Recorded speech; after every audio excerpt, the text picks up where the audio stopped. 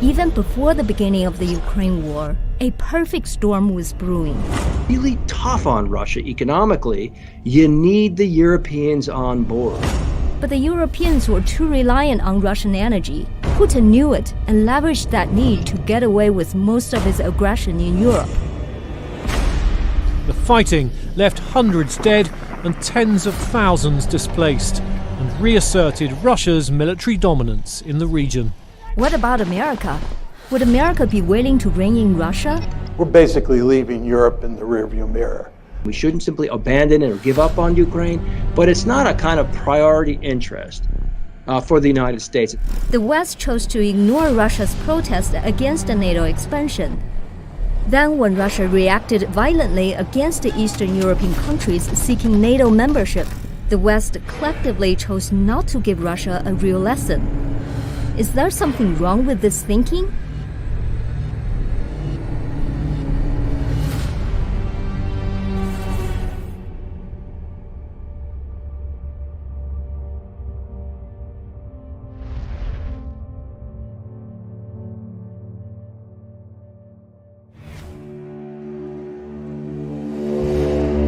He walked towards the small crowd at the front gate in what a witness later described as a slow and calm manner. For a while, he simply stared. Then, after a brief conversation during which the protesters were surprised to hear his fluent German, he informed them that if they entered, they would be shot. This is a description of Putin on December 5th, 1989, taken from the book Not 1 Inch by Amy Sorat. At that time, Putin was a senior officer at the Soviet State Security, or the KGB, on Angelika Street in Dresden, Germany. The Berlin Wall was open, and the headquarters of his secret police allies, the Stasi, had just been stormed by a crowd of protesters who were now drifting over to Putin's building. Putin had called to request Moscow's instructions and help, but Moscow is silent. Putin decided to take action on his own. After he told the protesters that they would be shot if they entered the gate, the crowd paused, murmured, and decided to go back to the Stasi headquarters. Putin returned to the house, where he and his crew destroyed everything, burning papers night and day, until the furnace burst. According to Putin's own account, the phrase, "Moscow is silent," haunted him for years. He felt at that moment that his country no longer existed. He believed Moscow made a big mistake by exiting from Eastern Europe in a rush. He was convinced that the Soviet Union could have defended itself and avoided the many resulting problems if their hasty exit had not happened.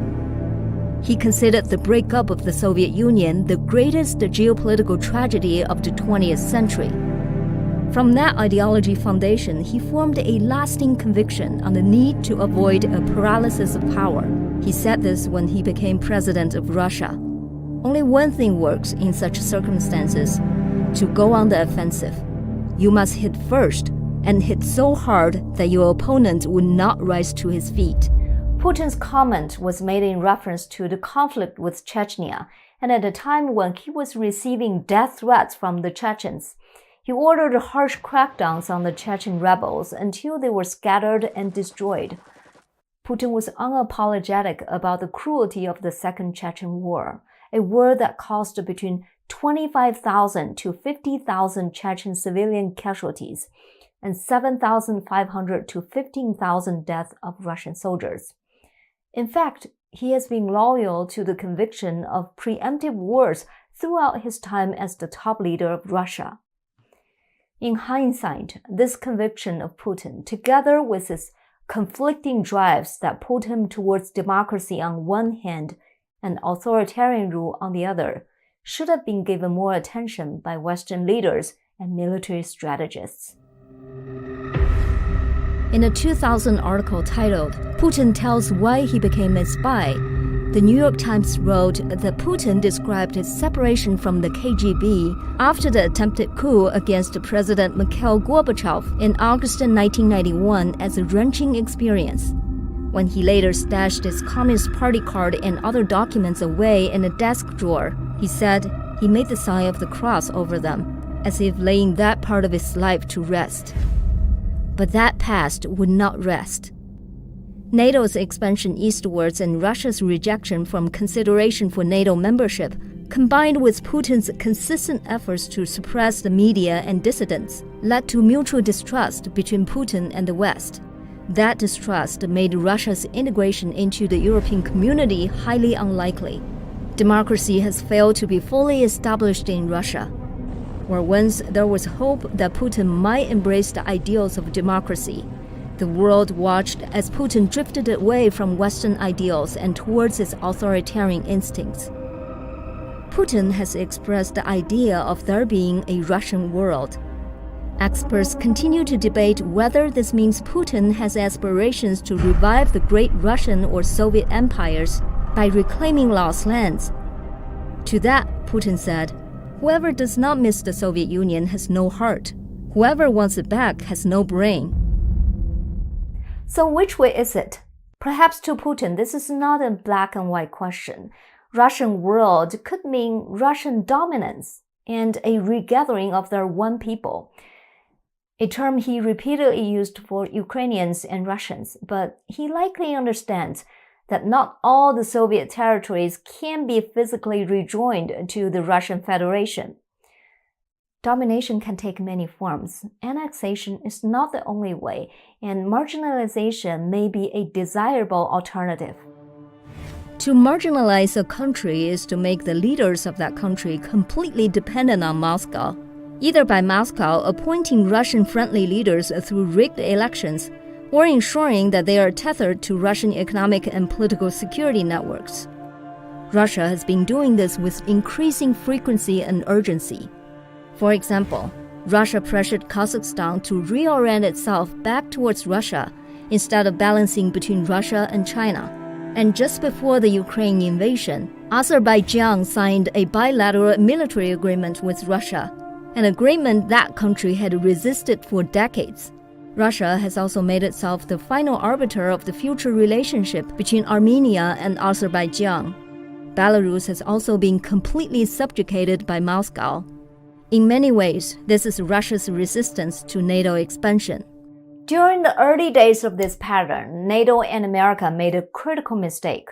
While ignoring Russia's repeated protests against NATO expansion, they largely left Putin's aggression towards neighboring countries unpunished. The first significant instance of this was the Russo-Georgian War. Professor John Mearsheimer, a renowned international relations theorist at the University of Chicago, had the following to say about the cause of that war. But then the big trouble starts, and it comes in the famous Bucharest summit, NATO's Bucharest summit in April 2008. Here in Bucharest, we must make clear that NATO welcomes the aspirations of Georgia and Ukraine for their membership in NATO. It's the Russians made this perfectly clear. This was unacceptable. Russia's deputy foreign minister said Georgia's and Ukraine's membership in the alliance is a huge strategic mistake which will have most serious consequences for pan-European security. Putin himself said Georgia and Ukraine becoming part of NATO is a direct threat to Russia. NATO's promise to Georgia and Ukraine was never fulfilled. A war broke out between Georgia and Russia in August 2008, 4 months before NATO's scheduled review of the two countries' applications to the alliance. The war involved Georgia, including its two breakaway states of South Ossetia and Abkhazia, and Russia. On August 1st, pro-Russian forces in South Ossetia attacked the Georgian village, but were then counterattacked by Georgian government forces. Russia then hurled accusations, claiming that Georgia committed genocide against the Russians in South Ossetia, and using that claim as justification for launching a full-scale land, air, and sea invasion of Georgia on August 8th. The Russian army had a series of significant victories before the two countries reached a ceasefire agreement through the mediation of international parties. The war ended, and on August 26, 2008, Russia recognized the independence of South Ossetia and Abkhazia. On that same day, Georgia severed diplomatic relations with Russia. The Russo-Georgian War successfully prevented Georgia and Ukraine from becoming NATO members. Putin got his way. More importantly, he got what he wanted and paid a very small price. During and after the Russo-Georgian War, sanctions against Russia from Europe and the United States were light and quickly lifted. According to the Atlantic Council, the truce drafted by the French president was biased towards Russia, and subsequent reports by the European Union put the responsibility for the war primarily on Georgia. Later that year, France also announced the sale of advanced arms, a Mistral-class helicopter carrier, to Russia. After the Georgia armistice was signed, then U.S. President George W. Bush refused to provide Georgia with anti-tank and anti-aircraft weapons. A few months later, Obama took office and initiated the Russia reset, which did not materialize. 6 years later, in Putin's continued effort to stop NATO expansion, he seized an opportunity in Ukraine. He repeated what he did to Georgia in Ukraine, only with big escalation. Hurrah!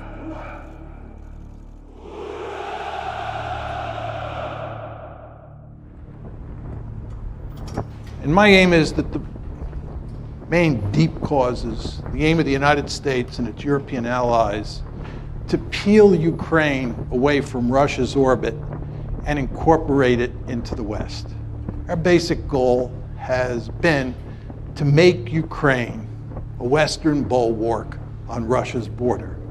And Russia says, this ain't happening, period, end of story. And we will do everything we can to make sure it does not happen. That's the deep cause. Now, take it a step further. There are three key elements in our strategy. The first is NATO expansion, and in many ways the most important. Second is EU expansion. EU expansion is all about integrating Ukraine economically into the West, the way we are in the process of integrating Poland, the Czech Republic, Slovakia, the Baltic states into the West. And of course, we're doing that with NATO as well. The third part of the story is fostering an orange revolution. This is all about promoting democracy in Ukraine and in other places. As you all know, the United States runs around the world trying to topple regimes and put in their place democratically elected regimes. And for almost all of you, me included, it's hard to be against promoting democracy. We all love democracy. But if you're Vladimir Putin, or if you're part of the leadership in Beijing, when the United States talks about democracy promotion, that means toppling your regime. And you won't be surprised to hear this. They don't like that in Beijing, and they don't like that in Moscow. In November 2013, a wave of large-scale protests erupted in response to then Ukrainian President Yanukovych's refusal to sign a political association and free trade agreement with the European Union. Instead, he was interested in a Russian proposal that involved cooperation among the EU, Russia, the International Monetary Fund, or IMF, and Ukraine, which he believed offered more favorable terms to Ukraine. These protests continued for months without major incident. Until February 2014, when clashes between the protesters and special riot police turned violent, leading to the deaths of nearly 130 people. As you might imagine, the deaths ignited an already heated situation and led to protesters seizing control of Kiev on February 22nd. Yanukovych fled Ukraine, and the Ukrainian parliament voted to remove him from office that same day. 18 days before Yanukovych fled Ukraine, in the heat of the street protests, a recorded phone conversation was leaked between Assistant Secretary of State of the United States Victoria Nuland and U.S. Ambassador to Ukraine Jeffrey Pyatt. They were discussing their wishes for a Ukraine transition to an interim government and specifically the roles in which they hope to see the prominent opposition leaders. I don't think Klitsch should go into the government. I don't think it's necessary. I don't think it's a good idea. Just let him sort of stay out and do his political homework and stuff. I think Yats is the guy who's got the economic experience, the governing experience. I just think Klitsch going in, he's going to be at that level working for Yatsenyuk. It's just not going to work. We want to try to get somebody with an international personality to come out here and help to midwife this thing. Arseniy Yatsenyuk, Nuland's pick to lead Ukraine, did become the leader of the interim government after Yanukovych fled to Russia and later became the prime minister of Ukraine.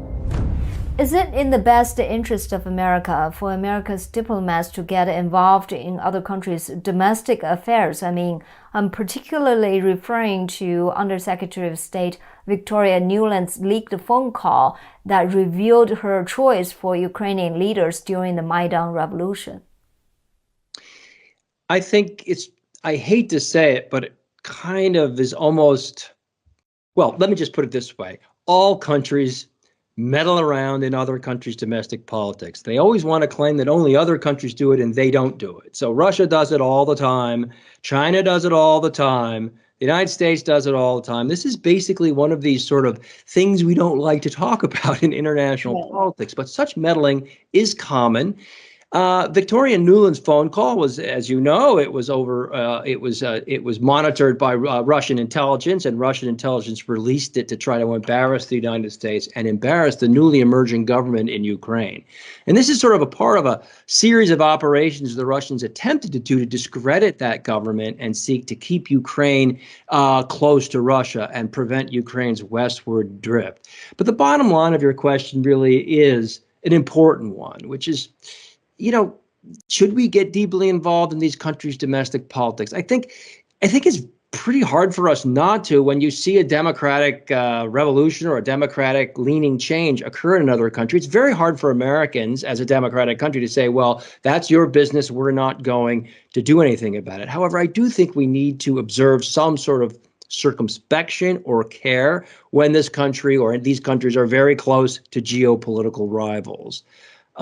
That said, it's not as if our rivals, China and Russia, keep their hands out of our domestic politics or out of the domestic politics of other countries. So in some sense, this is how the game is played in international politics. And it's kind of unrealistic to think that we're going to stop it. It's just we probably want to try to be extremely careful about it and put some limits on it. Russia's involvement in the 2014 Maidan Revolution in Ukraine officially started after Ukrainian President Yanukovych fled to Russia on February 22nd. Yanukovych claimed the parliament's vote to remove him was illegal and asked Russia for assistance. Russia deployed troops to Crimea and occupied government buildings. On March 16th, in a move deemed illegal by Ukraine and most countries around the world, Russia put forward a referendum for reunification between Crimea and Russia. Official results showed over 90% of support for that reunification. And on March 18th, Russia formally incorporated Crimea into the Federation, where it remains today. Following the annexation of Crimea, NATO initiated economic sanctions on Russia. There are three types of sanctions. The first restrict access to Western financial markets and services for designated Russian state-owned enterprises. The second and the third place an embargo on exports of certain goods to Russia. Meanwhile, America worked with Saudi Arabia to increase oil production, which brought down the prices of oil globally. These combined efforts caused a significant downward pressure on the value of the ruble, increased the flight of international capital out of Russia, and forced their entry into a recession. However, the sanctions left out the most important sector, imports of Russian oil and gas. Roughly 40% of Europe's natural gas comes from Russia. 8% of America's imported oil also comes from Russia. Oil and gas accounted for 60% of Russia's exports and 39% of their federal budget revenue. When Russian oil and gas are still flowing to Europe and America, the blow of other sanctions imposed on Russia is now fatal to their economy. Why did NATO and America, on one hand, ignored Russia's protest against NATO expansion for years, but on the other hand, wouldn't punish Russia when Russia invaded other countries such as Georgia and Ukraine to stop such expansion? It's strange, you might say, in hindsight, that we sort of opposed those moves, but put fairly weak, I would say, sanctions and penalties on Russia. We did sanction them. Relations did get a lot worse, but these things don't seem to be, in hindsight, as damaging to Russia as would have been necessary to change Russia's thinking. And I think the reason is that they were very clever strategies by Russia to try to keep the threshold of Russian action sufficiently low so that a consensus in the Western alliance could not be achieved regarding punishing Russia. To get really tough on Russia economically, you need the Europeans on board. And yet by only taking Crimea and then just this subtle, I mean, not so subtle, but this kind of sort of denied intervention in eastern Ukraine, Russia could keep the threat level low enough that key players like Germany wouldn't agree to tougher sanctions. So the sort of tragedy of politics is that you could only build a consensus behind a really powerful response to Russia when Russia actually took a far more damaging, threatening, and dangerous action. If this was indeed Putin's calculation, he got it right. He knew too well that Europe would not stand up strongly against Russia because they were reliant on Russian energy. The dance between depending on Russian energy and guarding against Russia militarily has been going on for decades. The result is that the Nord Stream and Nord Stream 2 pipelines were built regardless of notable American opposition. It turned out even the United States is not able to rein in Europe's appetite for Russian energy.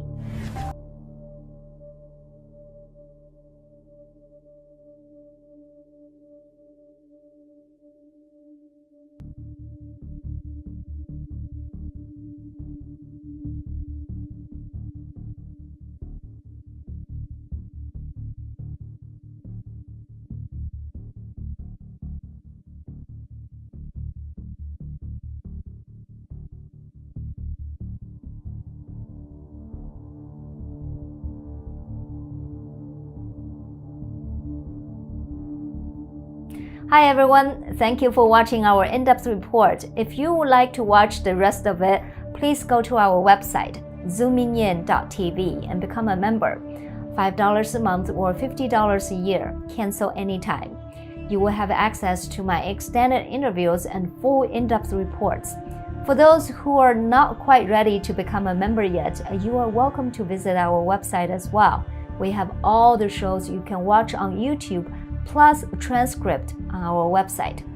YouTube only allows for a short description, but on our website, we post the full transcripts. You can simply donate to us on that website as well. Finally, I would like also to thank our sponsor, Shenyun Performing Arts. Enjoy Shenyun at your nearest theater. And for Zooming In audience members, you can get discounted tickets at shenyun.org/Simone-Gao. Have a great day, and I'll see you very soon. You are not just watching a performance. You are witnessing a culture reborn. Now, you'll see what the modern world has never seen. China, before communism. Shenyun 2022. Live on stage. Get tickets now at shenyun.com.